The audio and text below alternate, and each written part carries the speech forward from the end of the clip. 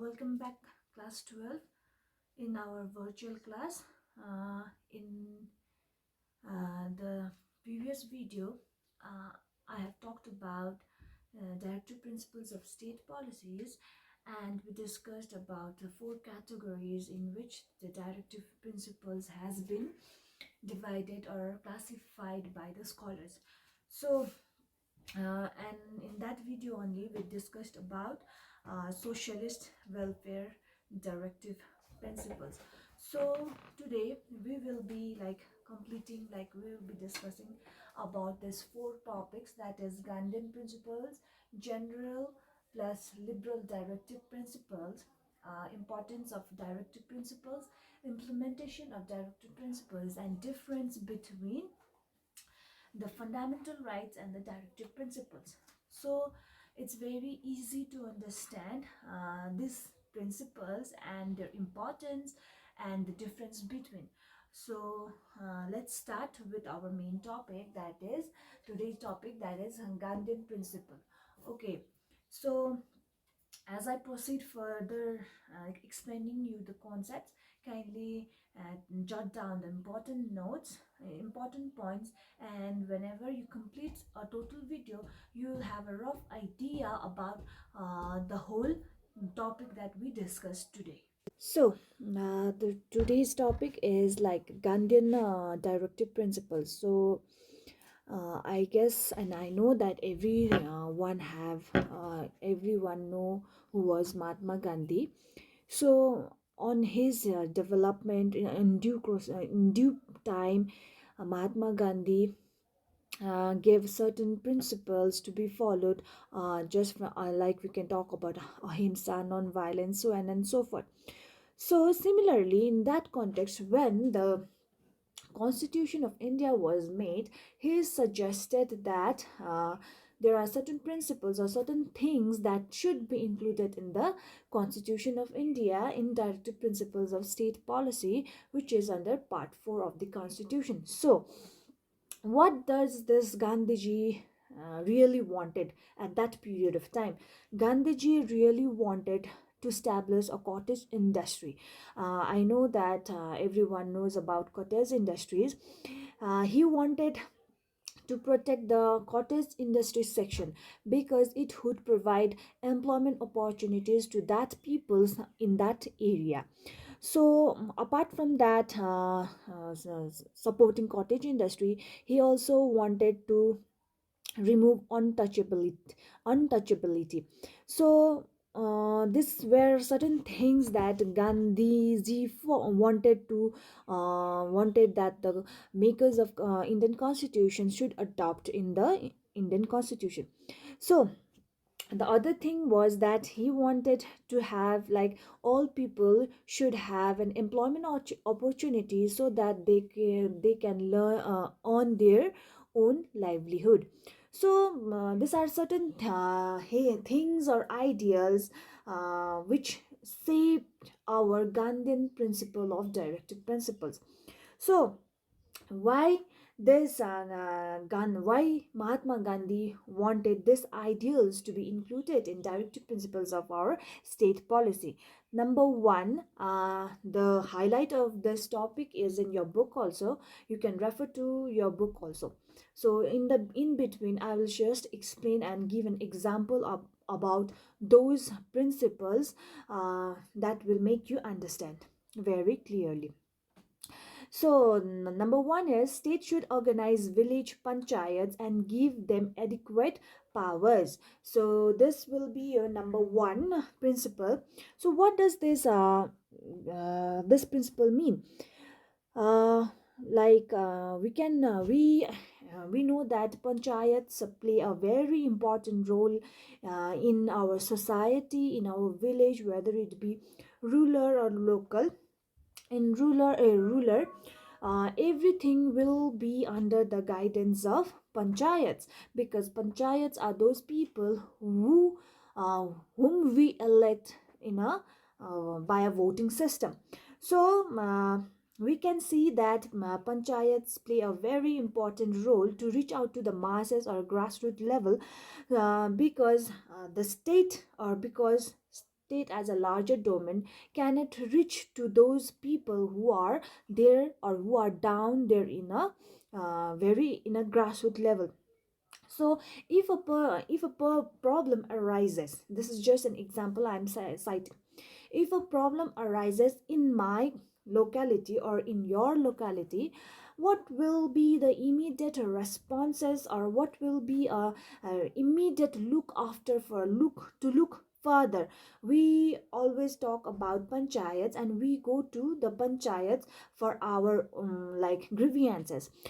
Suppose I need to open a shop, so because I am a educated youth but unemployed, so but I have a certain interest in opening our my shop. So what are the basic things that I need is that I have to go to the panchayat and submit my own documents, like official documents, and procure for a license. So after certain verification uh, and seeing of the documents, the panchayat of that particular area or panchayat of my area will procure me with a proper license, and I can start a shop. So that is a simplistic example I can give to you all. um, for this kind of licensing, I don't need to go to Delhi and just wait it there and a certain department will hand over my license. No, the constitution itself has given it has written down in part 4 of the constitution that that a panchayat should be there, panchayat should be established, and they should be provided with certain powers, so that this power, so at least at a panchayat level, not in a panchayat level, as at a local level, our problems can be solved by ensuring and giving panchayat a certain privileges of power, that our problems can be solved in a local level.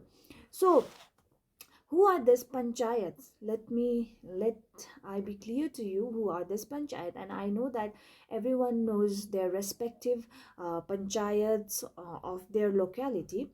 So panchayats are those people who we elect in a 5 year of term with a mechanism called voting. So what happens in this? We give power to those people and look for our administration, and administration also in a very smooth way of administrating certain work for that particular area.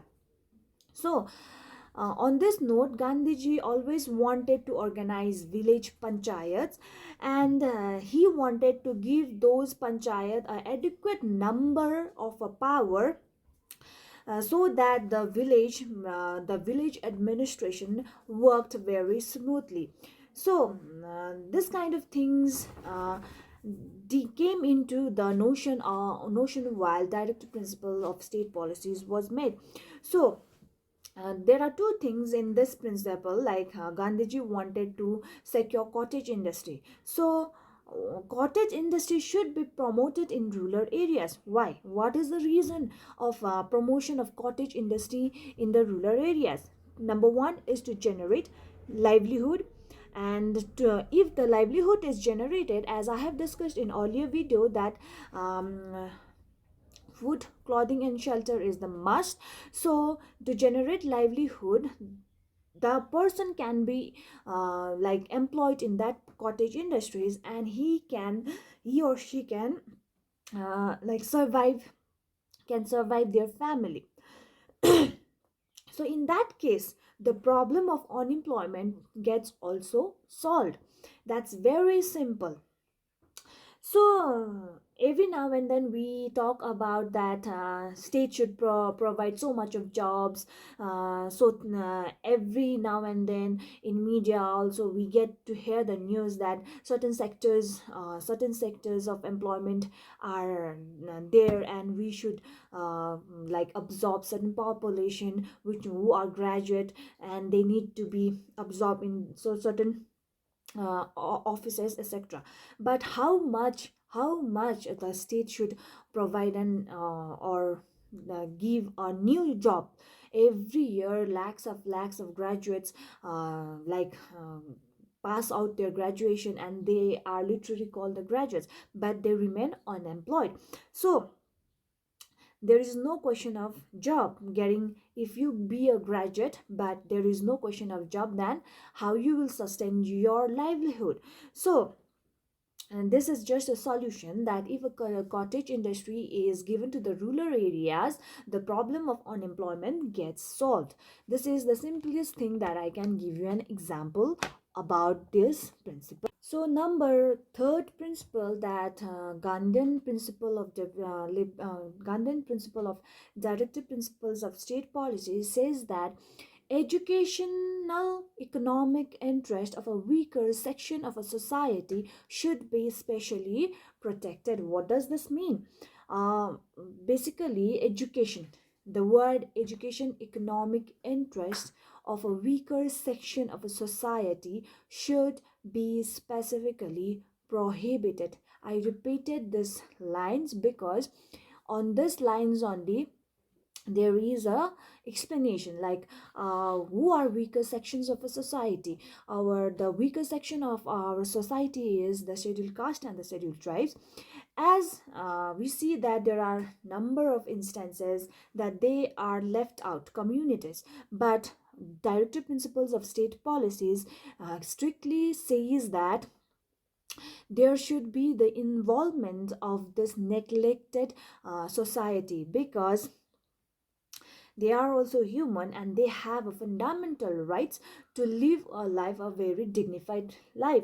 So they should be given emphasis in education, yeah, education. And there should not be there should not be any biasness for giving all sorts of facilities to them. And more importantly, like state should focus on economic interest means that how those kind of weaker section of society can earn their livelihood or on a certain wage that they can sustain their families as well as they can sustain themselves. So in order to make a involvement of those weaker section of society and togetherly, what happened means, what is there, that there are reservation of seats are done. I guess you have heard about the reservation of seats in education sector, office sector. Age barriers are also there. So why these reservations are done? This reservation are done for the weaker section of society. Weaker section of society is scheduled caste and the scheduled tribes, for their socio-economic development, so like in any instances, like they don't feel that they are discriminated, or they don't have any policies for them. So these are the things that DPSP look into the fact. Now number fourth is that there should be a prohibition, there should be a secure prohibition in a society. Like every now and then, like we can see the intoxicated drinks and consumptions are there. So we should like state should like secure certain prohibition that this and this things like alcohol, liquor, drugs, certain things are very injurious to health, and if you are raided and if you are caught, there are the severe punishment. So this is also related to the directive principles of state policy. It's just a guidelines. So whenever the policies are formed, a person can open the directive principles of state policy, which is there in the constitution part 4. Then those kind of policies are made. So now the next principle in the Gandhian principle of directive principles of state policies is that development of agriculture and animal husbandry. This is one of the most, like according to me, it's one of the most, because we are in a rural area, we are not in a metropolitan cities. The narratives of the policies will be changing according to the where you are located. So It is a duty of a state to develop the agriculture as well as animal husbandry. For the development of agriculture activities, a state must look to develop irrigational facilities, because without irrigation, the good crops, we will not yield good variety of crops, and irrigation should be provided. And most importantly, banks should be allowed to be opened or operate, because banks are those things that they can give a credit facilities to the farmers, and the rotation of those takes place. So the other one is like animal husbandry. Why animal husbandry should be like state should provide those to the people, because when in agriculture we do need animals like cow, buffaloes, because the manures that they the manure that they give, yeah, it's like very important for growing of crops. So if anything happens to our cows and buffaloes, what happens then? We need a certain veterinarian or veterinary hospitals to attend them also, because we see that uh, like uh, uh, every now and then, like whenever they, like a human also, animals also become sick, they become ill, like those kind of things. So in order to manage those kind of things, a government or a state should have a policy of development this kind of things, like number one is agriculture and the number two is animal husbandry. The next one principle is slaughter of cows and calves should be strictly prohibited. Slaughter of cows and calves should be strictly prohibited. So there are a number of instances, and there are a number of things that are going around in India, but in our state this slaughter of cows and calves are not there. So uh, but in India, previously it used to be there, like they used to slaughter cows and calves for the eating purposes. But the government is very, like they have a power to develop certain. So that was like Gandhian principle. Now let's talk talk about general principle as well as liberal directive principle. As in the beginning of the video, I have written down in the whiteboard what are the topics. So just to recapitulate, general directive principle as well as liberal directive principles. So I have combined these two. It's very like 4 5 points are there in your book also, you can see it. So just main highlights only I'll be discussing. So number one is that state's duty is to secure uniform civil code for any citizen of India, whether that person belongs or comes from South India, or that person comes from North India, East, West. There should be a uniform civil code for Indians. One code, one rule, and all should follow that code. The other principle is like free and compulsory education till the age of 14 years and above. This right to education, it was like just merely a directive principle, but it is shifted to fundamental rights, because that is the most important things that a government or a country should give. Because if a population is well educated, then the man force for working into different sectors will also grow. So this right to education is one of the most important thing, and every government or every state should provide free education up to the age of 14 years and above 14 years.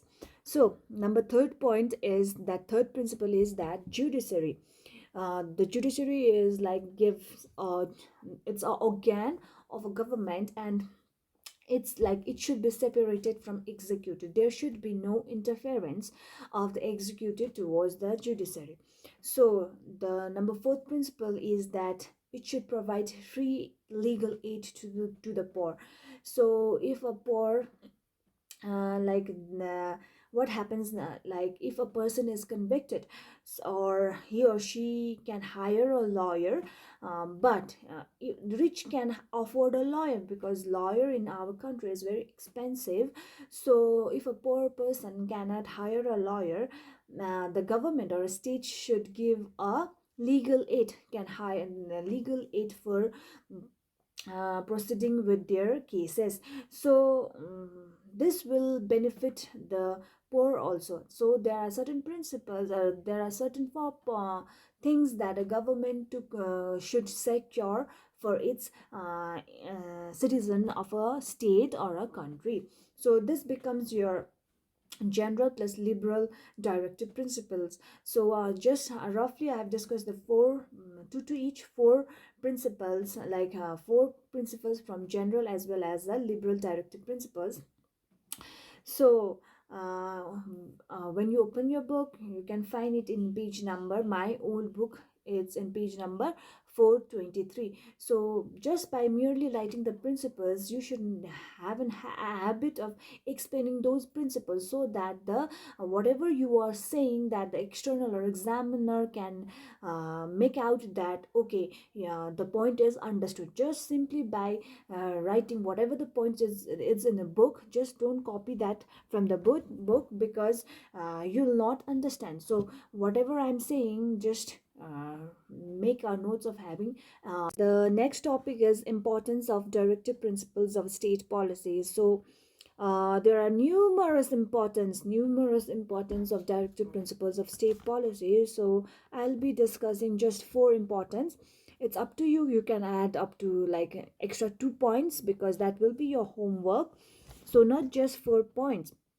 Okay, number one important, first important is that directive principles of state policies are backed by public opinions, as whatever the public opinions for a particular locality will say, then only that policies will also be like according to the public opinion. Like if a public wants like better electric facilities, then the policies of that particular state will be formulated in such a way. Like in Sikkim, we have ample number of opportunities, like in a tourism sector. So there are so many things, like so many policies are developing to imbibe this culture, like this tourism facilities in uh, Sikkim. So the policies are naturally guided by public opinion. Now the second important point is, like in the previous video I have already said that directive principles is provided for the welfare of the state. It's for the welfare of the state, which means that welfare automatically means the state which has all facilities. And moreover, it is this directive principle is for the common good. And there are more. Third importance is that it supports moral ideas. Like it is that people from a particular state has certain ideas or certain beliefs and certain moral ethics to be followed by their citizens. So this directive principles also supports moral ethics. So roughly, or like in a simple manner, the importance of directive principles of state policy is to provide, or it is acts like a guide for the state. It acts like a guide for the state.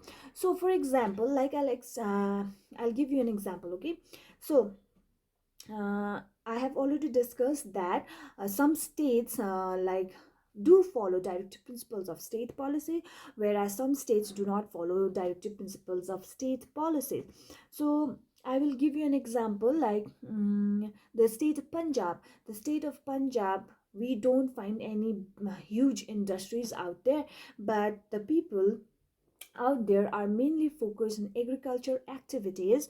So the people of Punjab, like they in each and every household cultivates so much acre of land. So that's why the people of that particular state like Punjab is quite rich, because agriculture activities gives them the earning source of earning.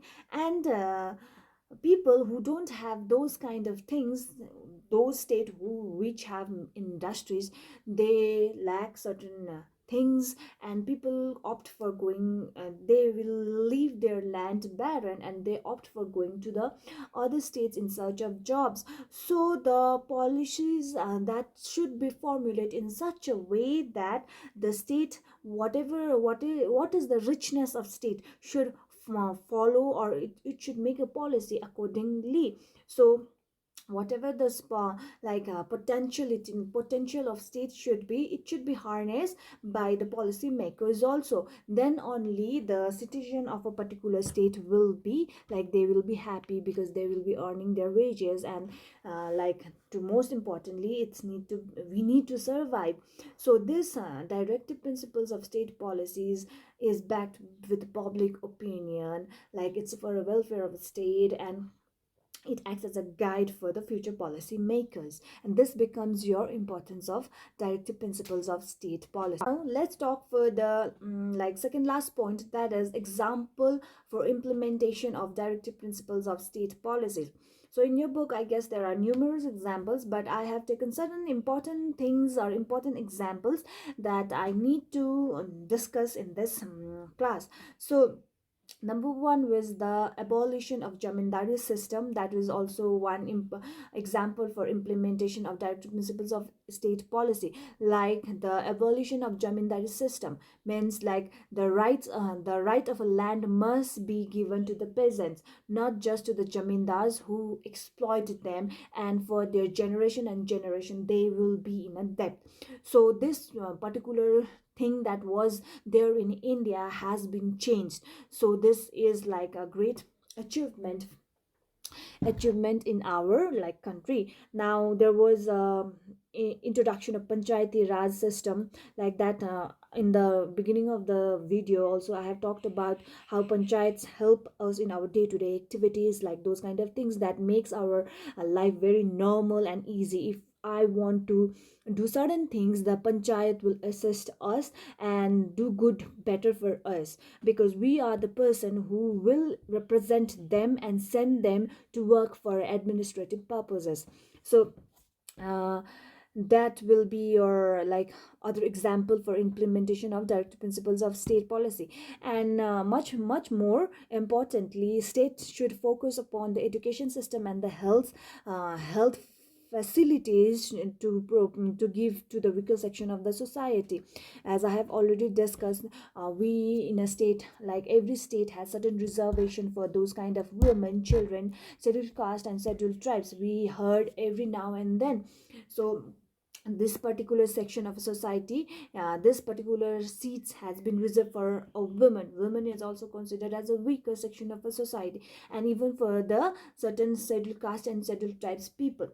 So in why this reservation is done, because it's the reservation is done to uplift them, to motivate them that they are also equal. That in the Indian constitution no one is unequal. This is the thing. So the other example I can highlight is that dowry system was abolished in 1961, because that was a very kind of most drawback, like it was a painful thing for a woman, because after marriage also, that from her in-laws, that a certain alimony, certain money were asked, and so many torture, their women were tortured, killed, etc. Homicides were there. So this kind of acts was also passed. So this is also an example. So the other example I can give is that immoral trafficking of girls and women's, which was since 19, when this act was from passed in 1956, and this is still prevalent today, though certain states are strictly monitoring this kind of things. But in some part of India, the states can't, it's not doing anything. That's why DPSP are like, certain states follow, certain states don't follow. So the next one is that equal wage for both women and women. As far as I know, I am paying like everybody, even girl or a woman or a man or a woman, are paid equally irrespective of their biological differences. So The other one is that when Gandhiji promoted the cottage industry, so many boards were developed, like all India Khadi boards were there. Khadi, I know that girls probably may knew about the brand, and like clothing line that we can get. It's very comfortable, and they use a cotton fabric that is made by Indian women, and it is manufactured in India. So this kind of things are reviving. And there is a silk board of India that looks about the textile, and this kind of things, those things which are there has been implemented particularly in the states too. So it is giving a positive impact. Now, most importantly, the other thing is that states are developing their animal husbandry centers, and which in our state also there are so many animal husbandries, and the veterinarians are going for lots of training courses, so that whatever happens to certain illness or sickness comes to our animals, then they can be treated. So many things, like in Namchi there is a good veterinary hospital. So those kind of things we need, that is a need of our state. So if that the things are there, the assistance given by the state will give that the results outcomes will be very good. So there are so many list that the example for implementation of DPSP, which has been already implemented in certain states of India. So there are long lists, but despite of these efforts, like so many efforts are taking place, DPSP, Directive Principles of State Policy, has not been successful to that extent. Why? There is a reason of not being successful, because there is a bigger need to expand the effort on strengthening and the implementation of directive principles of state policy in Indian constitution. So it needs to be researched, it needs to be like thoroughly checked, and certain pilot survey should be made for certain policies before launching it in a global, like in a state level. But first it should be like a body should be created, certain the policies makers should be there, researchers should be there, and thoroughly investigate pros and cons of any policies that should be that should be implemented in the state. Without like trial and error, that the policy should not be like implemented. There are so much such policies which are like we are facing so many policies that gives us a drawback or kept us in a like in a negative like graph, not in a positive graph, but in a negative graph. And this was your like whole topic about the directive principles of state policy. Last but the least, that you need to understand is there is a difference between directive principles of state policy as well as fundamental rights. I am telling you again and again this the important keywords, like fundamental rights are enshrined in part 3 of the constitution, and directive principles of state policy is enshrined in part 4 of the constitution. Be clear. So uh, fundamental rights are justiciable rights, and it can be enforced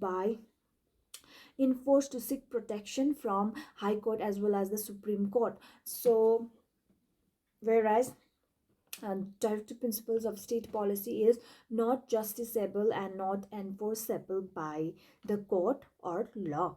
The like third differences I can cite is that it's a fundamental rights, it's a privilege given by the citizen to enjoy, it's a privilege given by the Indian constitution to enjoy. And the other one is that it can be used, this directive principles of state policy can be used by the government to create the privileges for the citizen, to create for the privileges for the citizen. So this like there are so many differences that fundamental rights and directive principles have. So I have discussed just 3 points each. So it's your duty to just add 2 points extra, or 3 points extra.